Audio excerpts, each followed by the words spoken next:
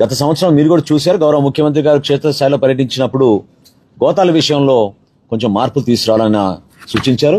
దానికి అనుగుణంగా ఈసారి 6 కోట్ల గోతాలు మేము సిద్ధం చేసుకుని నాణ్యత విషయంలో కానివ్వండి, డిస్ట్రిబ్యూషన్ విషయంలో కానివ్వండి, ఎక్కడ కూడా పొరపాటు కాకుండా చూసుకునే బాధ్యత మేము తీసుకున్నాం. 32,067 లారీల్ని మేము ఆల్రెడీ GPS ద్వారా సిద్ధం చేశాం.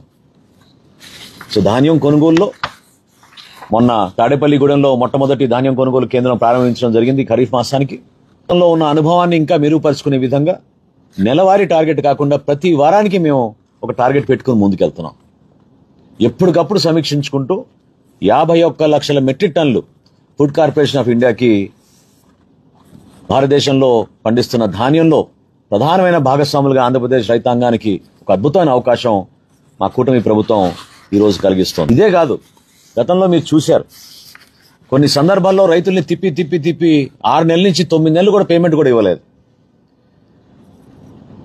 60 రోజుల్లో ఇస్తాం, 90 రోజుల్లో ఇస్తామని ఆ రోజు ముఖ్యమంత్రి గారు ప్రకటించినా వాళ్ళు అందించే వరకు 6 నెలల నుంచి 9 నెలలు కూడా పట్టింది.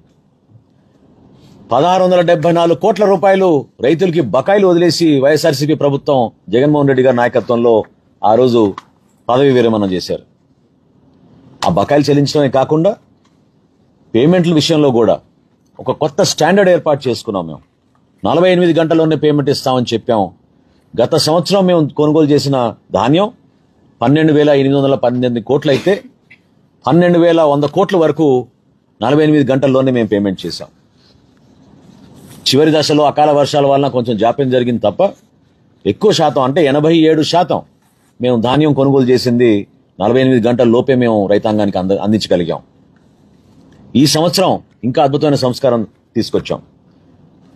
24 గంటల్లోనే రైతు ఖాతాలో జమ చేసేటట్టు రాష్ట్ర వ్యాప్తంగా